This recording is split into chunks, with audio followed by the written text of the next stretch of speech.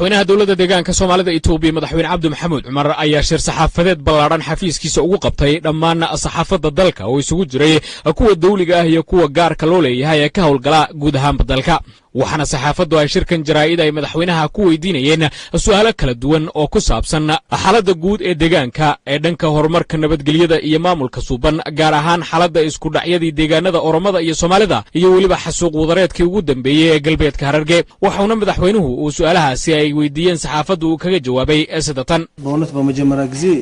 bamraab Hararge በኦሮሚያ ክልል ውስጥ የተፈጠረውን በሶማሊያ ላይ የተፈጠረውን የጅምላ ጭፍጨፋ ለቤተሰባቸውን መጽናናት እመኛለሁ ከዚህ በኋላም እንግዲህ ይህ ነገር በጣም መጥፎ እንደሆነ የኦሮሚያን ክልልም እንደማይወክል በአቶ ለማም የኦሮሚያ ክልል ፕሬዝዳንትም ክቡር ጠቅላይ ሚኒስትራችን ኃይለማርያም ደሳለኝም አውግዟል መጽናናትም ለሁለቱም ለሶማሊያ ክልል ህዝብና ለሞላው ለኢትዮጵያ ህዝብ መጽናናትን መኝቷል እኔም ልክ እንደዛው መጽናናትን እመኛለሁ ለኢትዮጵያ ህዝብና ለሶማሊያ ክልል ተወላጆች runaantii marka ugu horeysa xasuuq wadareedkii loo geystay dadka Soomaalida ahaa ee lagu geystay galbeedka Hararge ayaa waxaan halkan uga tacsiyadeynaya eeladii iyo qoyskoodii inta kadib dhacdadani waxay ahayd mid aan matalaynin deegaanka Oromiya ra'iisul wasaaraha Jamhuuriyadda Dimuqraadiga Federaalka Itoobiya Mudane ኃይለማርያም ደሳለኝ iyo madaxweynaha deegaanka Oromiya Mudane Lama Magarsa labadooduba way uga tacsiyadeeyeen shacabka dawladda Soomaalida Itoobiya iyo guud ahaan shacabka dalkeena Itoobiya aniguna si lamid ah ayaan uga tacsiyadeynaya dhacdadaasi sidoo kale madaxweyne Cabdi Maxamuud Cumar ayaa tilmaamay in nabadgelyada iyo wada noolaanshaha Itoobiya uu la mid yahay markab 9 dabaq ka kooban oo midna una mid ka maarmaynin በመጀመሪያ ያው እንዳልሽ ከዚህ በፊትም ኢትዮጵያ ሁኔታ በመርከብ ባለ 9 ፎቅ ያለ መርከብ ገልጽ የነበርኩኝ ምንድነው እንግዲህ ኢትዮጵያ የብዙ ብሔር ብሔረሰቦች የብዙ ሃይማኖት ብዙ ልዩነቶች ያሉበት ማለት የብሔር የሃይማኖት የቋንቋ የክልል ያለችበት አገር ናት እና ለአገርም ተምሳሌት ለአፍሪካም ለዓለም ተምሳሌት በተለይ በመቻቻልና አብሮ የመኖር ተምሳሌት የሆነች አገር ናት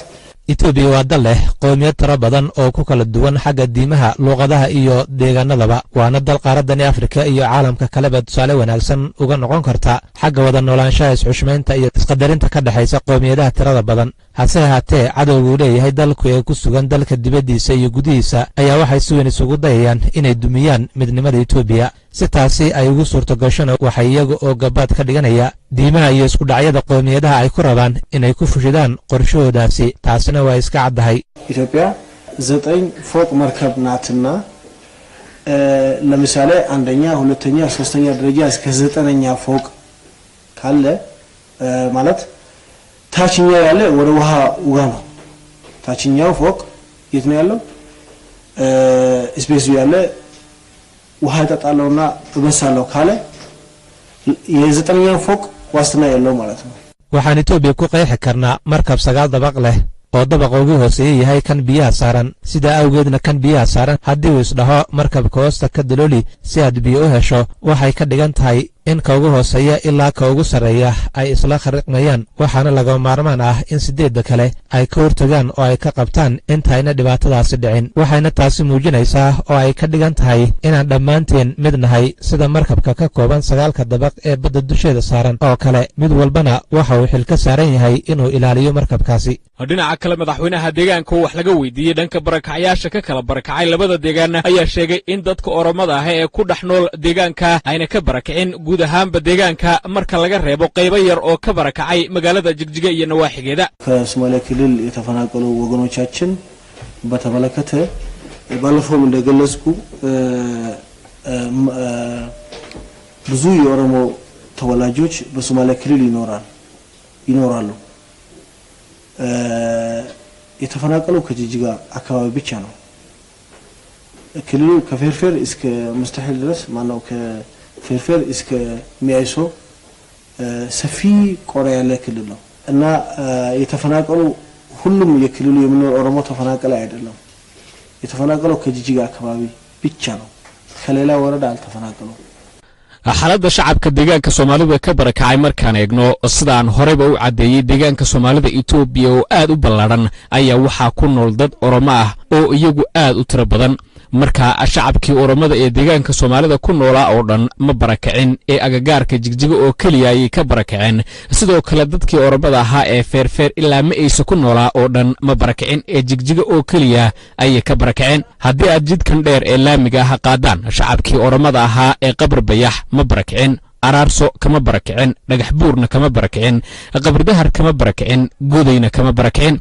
shacabkii Oromada ahaa ilaa feerfeer iyo mustaxiil ku noolaana sidoodii ay u degan yihiin cid walbana way ogtahay dawladda federaalku way ogtahay xukuumadda deegaanka Oromaduna way ogtahay shacabkuna wuu og yahay ee Jigjiga kaliya ay ka barakaceen haddii markii uu shacabku Jigjiga ka barakacay hogaaminta deegaanku macal anigana ku daro aan buurta Karamardha u joogsan lahay oo aan gaadhigii waday ka dajin lahayn oo aan weydiino sababta ay u barakacayaan iyo cidda barakacisay ku hogaamin ahaan inaan arrintaas sameyn weyno aad ayaan uga xunnahay haddana inaan barakacayaasha goobta ay joogaan ugu tagno oo aan soo celino ayaan had iyo jeer diyaar u nahay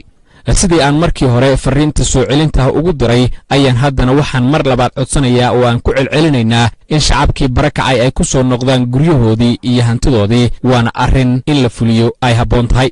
dawladda federaalka iyo deegaanka Oromadana waan kala shaqaynaynaa arrintan haddana waan kala shaqaynaynaa mustaqbalkana waan kala shaqaynaynaa haddii aan barakacayaasha u soo noqdo goobta kale ee Jigjiga soo raacda ee uu shacabku ka barakacay waa Wajaale iyadoo sidaas haddii aan haddana gudaha deegaanka u dhaadhacdaan waxaad arkaysaan oo jooga dad aad u tiro badan oo Oromo ah isla markaana ganacsato ah oo weliba shirkado waaweyn leh arrinta damaanad qaadka odhanaysa haddaan ka hadlo annaga ayay nala noolaanayaan aan wada noolaano ayaan leenahay siyaasadii xilligii hore kacsanaydna way degtay hadda ayaan leenahay sidii aad shacabka Soomaalida ula noolaan jirteen ayaad haddana ula noolaanaysaan cid Oromanimadooda ku dhibaatayn kartaa ma jirto oo annaga nabadgelyadooda xil iska saarayna ayaan u soo jeedinaynaa sidii waagii hore inaan la idin barakicinin ayaan idin xaqiijinaya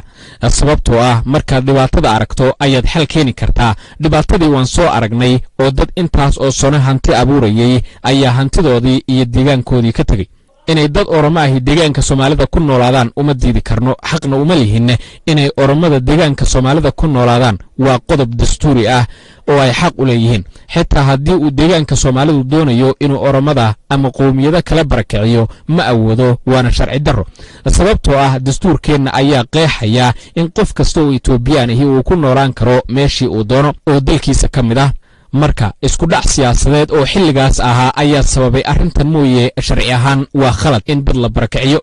qof aan waxba galabsan in maadaama uu Oromo yahay lagu barakiciyana aad baan uga xunnahay waana arrin murugo leh sababtoo ah dhibaatadii awaday ka dhacdayna ma uuna ogeyn isku dhacyadii meelaha kalena ma yaqaano sidaan annaguba u maqalnay unbuu u maqlay in la barakiciyana waan ka xunnahay marka waxaan leeyahay dhaqankii hore ee walaalnimada Oromada iyo Soomaalida ee walaalnimada iyo isjacaylka ku dheehna aan soo ceshano shacabka Soomaalida iyo Oromadu waa shacab dhaqan diin iyo deegaanba wadaaga oo xitaa isguursada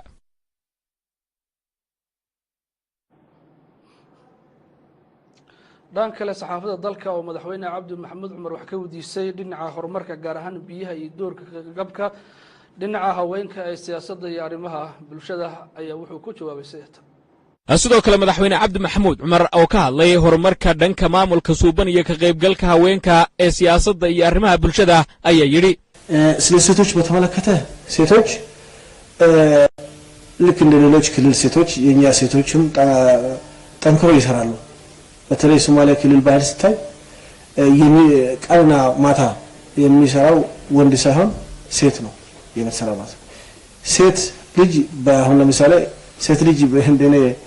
ማለት ክራይሲስ አይደለችም ሴት ትሰራለች haddii aan ka hadlo dhinaca haweenka sida deegaanada kaleba deegaankeenana haweenku si adag oo heer sare leh ayay u shaqeeyaan gaar ahaan markaan eegno dhaqanka soo jireenka ah ee deegaankeenna kuwa hadh iyo habeenba shaqeeya maaha ragga ee waa haweenka sidaan aaminsanahay haweenku ma laha dulsaarnimada iyo xoolocirdoonnimada si daacad ah ayayna u shaqeeyaan caddaymo aan ku qeexi karno ayaana jira tusaale ahaan ninku haddii uu siyaabo kala duwan ku helo dhaqaalahaasi waxa uu u adeegsan oo uu ku bixin naftiisa balse haweenku lagama yaabo inay siistaan hal shay iyadoo aan eegin oo aan qiimaynin xaaladda gurigeeda carruurteeda walaalaheeda iyo reerkeedaba intaas oo dhan marka ay dariso kadib ayaa laga yaabaa in ay nafteeda wax u iibsato balse raggu iyagoo aan marka hore eegin gurigooda waxay hormarinayaan naftooda deegaanka soomaalida dhammaan qoysasku waxay ku taagan yihiin haweenka waana xaqiiq jirta sidaa awgeed haweenku waa lafdhabarta howlaha horumarka iyo nabadgelyada ee aan wadno shaqooyinkana iyaga ayaa wada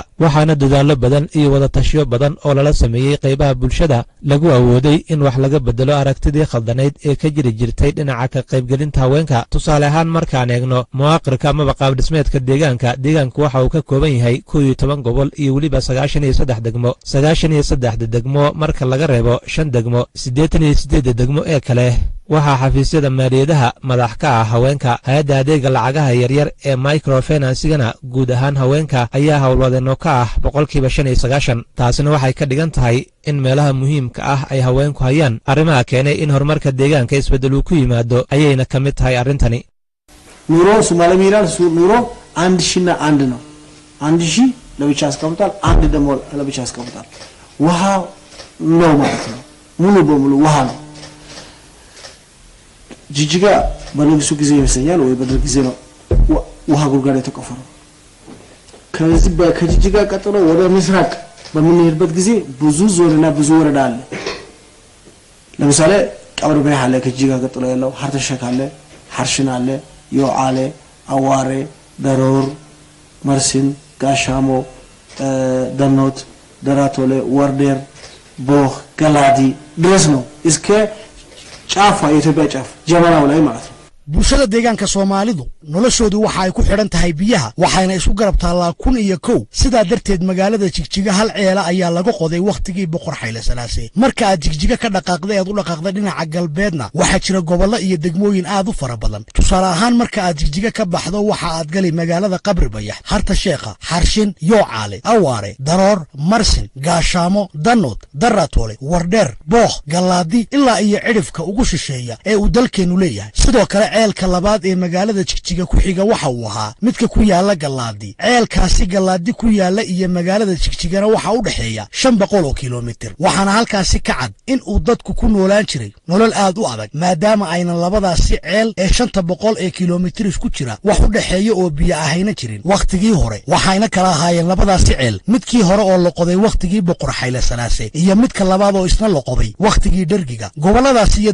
degmooyinkaasi aan kor ku soo sheegayna waxa ay ku yaalaan inta u dhaxaysa labadaasi ceel laakiin nasiib darro wax ceel ah kama qodnayn oo haba yaraatee wax biyo ma helaynin waxayna ahaayeen meelaha ugu badan ee marka ay abaartu dhacdo dadka iyo dunyaduba ku dhamaan jireen isla markaana Al Jazeera iyo warbaahinada kale ee caalamka laga sheegi jiray su'aasha isweydiinta u baahan waxa weeye haddii ay xaaladdu sidaa ahaan jirtay dadka iyo dunyada dhulkaasi ku dhaqan maxay ku noolaan jireen dadku qaabka ay biyaha ku heli jireen waxa uu ahaa hab dhaqameed ay iyagu iska leeyihiin waxayna qodan jireen haro iyo waxyaabo kale oo ay biyaha roobka ku kaydsadaan biyaha roobka ay ku xisaabtamayaanna waxay ahaayeen kuwa dayrta iyo gugada oo kaliya haddii uu roobku di'i waayo labadaasi waqti ee dayrta iyo gugana dadka iyo dunyaduba biyo la'aan ayay u dhamaan jireen hadda laakiin dadaalo ballaaran oo uu deegaanku sameeyay awgeed ayaa ceelal badan loo qoday oo xitaa meelo hore looga quustay oo biyo laga waayay ayaa biyo laga soo saaray maadaama uu deegaanku dalka dibadiisa ka soo iibsaday riigag aad u dhaadheer oo ilaa iyo 1200 mitir dhulka hoos u galaya arrintaasina waxa ay keentay in aan deegaanka ka qodno ceelkii ugu gunta dheeraa guud ahaanba dalkeena Itoobiya ceelkaasina waxa hoos loo qoday 600 mitir deegaanada kale ee dalka lagama soo helayo ceel inta 600 mitir hoos loo qoday biyo laga soo saaray annagu laakiin waan ku guuleysanay